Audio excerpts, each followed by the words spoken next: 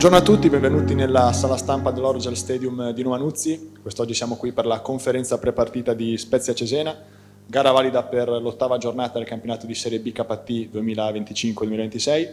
Con noi è presente mister Michele Mignani, prego per le domande. Ciao Michele, buongiorno. Buongiorno. Allora, di solito le soste servono a recuperare gli infortunati non gravi, naturalmente. Nel nostro caso invece succede l'inverso, cioè per la Spezia ti manca Almagni, Siano, Bisoli e anche Olivieri. Per una delle gare molto importanti secondo me, non soltanto per lo Spezia che è ultimo e il cui tecnico rischia davvero tanto. Ecco, cosa è successo? Cosa sta succedendo? Sei sostanzialmente in emergenza. Dispiace non avere bastoni perché è squalificato e che è sano. Poi purtroppo nel percorso durante una stagione piccoli problemi possono esserci e bisogna sopperire alle assenze con il resto della rosa e con l'entusiasmo che possono portare dei giovani che facciamo crescere, salire dal settore giovanile. Quindi al di là del dispiacere di non avere la rosa a disposizione, però noi dobbiamo essere sereni sotto l'aspetto di contare su chi c'è e di avere grande fiducia su chi c'è, per cui non c'è problemi in tal senso. Prendo in prestito, buongiorno, le tue parole di un mese fa. La situazione è identica, giocate di sabato 19:30, avversario ligure e ultimo in classifica. Tu hai definito quella partita la peggiore possibile, è la stessa cosa?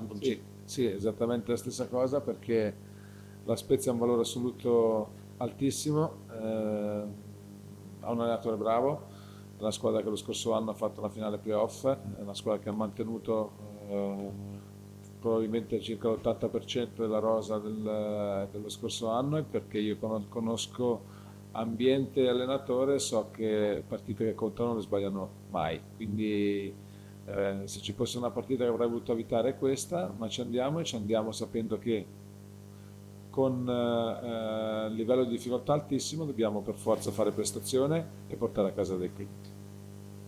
La Spezia gioca con l'acqua alla gola, ecco, voi che atteggiamento dovreste avere in virtù di questo? L'atteggiamento che abbiamo sempre avuto, perché secondo me la squadra ha sbagliato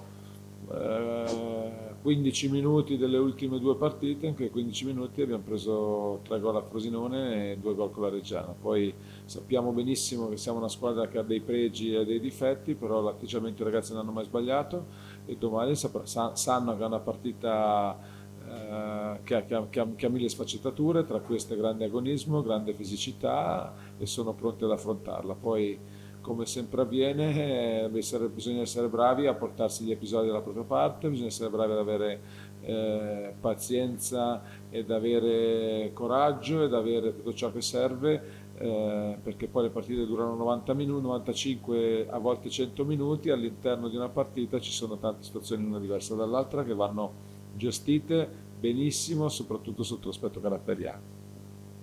Sì, soprattutto ricordando ciò che successe lo scorso anno, quando in una decina di minuti soltanto fu ribaltata la partita. Ecco, parli giustamente di concentrazione e di determinazione. Ecco, nelle ultime due partite, due sconfitte, in qualche maniera si è persa, no? Soprattutto nei minuti finali. Ecco, da cosa può dipendere un calo di tensione, un calo di concentrazione di questo genere? Ma io non credo che si sia perso un calo di concentrazione, io credo che ci siano stati degli episodi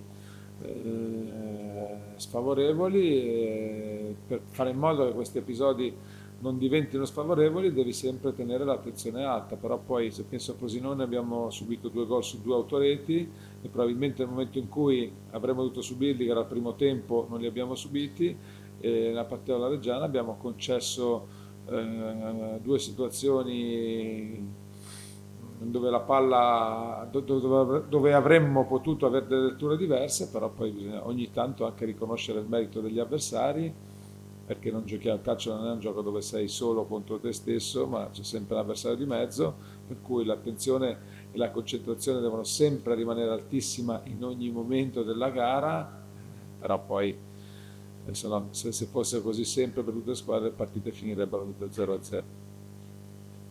Buongiorno mister, una domanda sugli attaccanti. Nelle ultime uscite diciamo, ci sono state diverse difficoltà negli ultimi metri con errori anche dei giocatori abbastanza, diciamo, occasioni semplici davanti alla porta, e io le chiedo come ha visto i suoi attaccanti e su cosa state lavorando in questo momento. Lei ritiene che sia solo sfortuna determinati episodi, penso anche semplicemente all'ultimo di Olivieri, oppure c'è da parte dei ragazzi una qualche tensione, una, diciamo, ansia una volta arrivati a concludere? Grazie. Ma io penso che ogni giocatore ha il suo modo di pensare, il suo carattere, però penso anche che poi ogni giocatore ha il suo ruolo e quello dell'attaccante è mettersi a disposizione della squadra, creare situazioni da gol e provare a fare gol. Poi secondo me il gesto tecnico non è valutabile perché quello che a me interessa è quello che fanno, è come si muovono, è il riferimento che danno alla squadra, quindi quando l'attaccante lavora bene, per me il discorso si chiude, poi è chiaro che la finalizzazione è la ciliegina sulla torta e il gol è quello che fa la differenza, però sono ragazzi che danno tutto quello che hanno, che si mettono a disposizione della squadra, che lavorano in fase un possesso.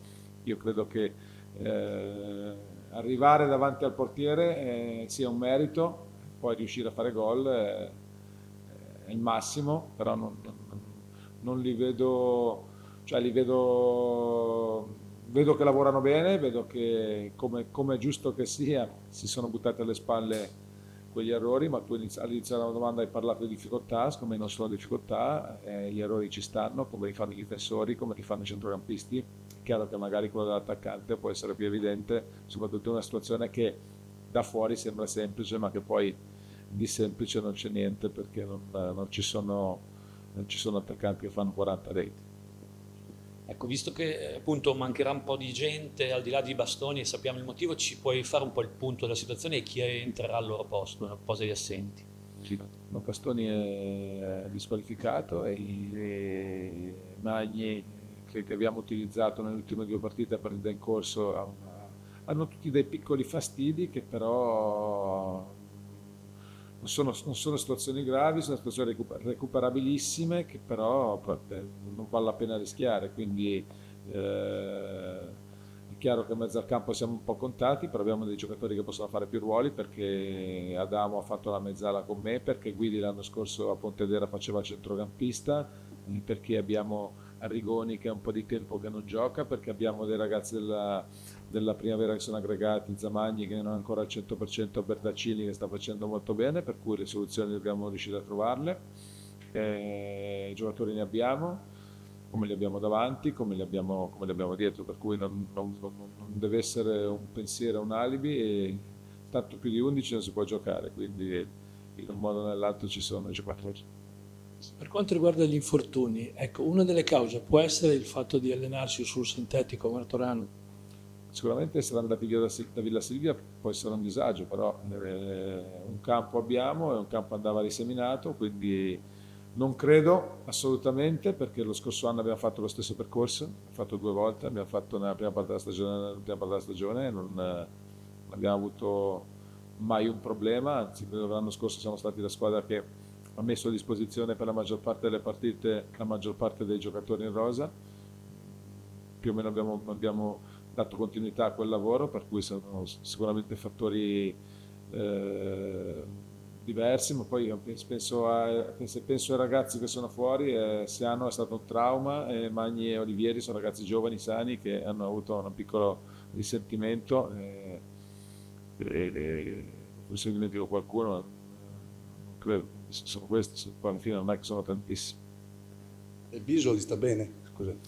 Isola ha un problema diverso, che è un'infiammazione che si porta da più tempo cioè non è un problema muscolare, è un'infiammazione, questa infiammazione gli impedisce di allenarsi al 100% e non allenandosi al 100% non possiamo considerarlo a disposizione, però siamo fiduciosi che anche lui possa essere recuperato nel più breve tempo possibile.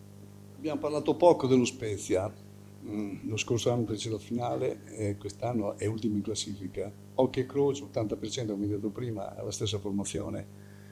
Ecco, che squadra pensi di trovarti di fronte? In che maniera li affronti? Una squadra in chiara difficoltà, con il tecnico chiaramente in bilico. No, io non... ho visto diverse partite dello Spezia, non è una squadra in difficoltà. Poi la classifica dice che ha fatto pochi punti per quelle che sono le aspettative, però io secondo me la classifica, guardarla adesso non ha senso. Io guardo il percorso nostro. Se tu mi chiedi dello Spezia, io ti dico che lo Spezia è una squadra forte, una squadra molto fisica, mi aspetto una partita fisica, come poi è stata l'anno scorso, sia in casa che in trasferta, perché come ti dicevo prima, le partite dello Spezia sono state caratterizzate da episodi negativi. È anche vero che probabilmente perdere una finale nella quale che poteva portarti in Serie A, sicuramente a inizio campionato lascia delle cicatrici. Questo può essere, però io penso che domani farà una grande partita, perché ti ripeto, conosco allenatore e ambiente e so che per noi sarà molto dura e mi auguro anche per loro. Avete altre domande per mister Mignani? Grazie a tutti. Grazie.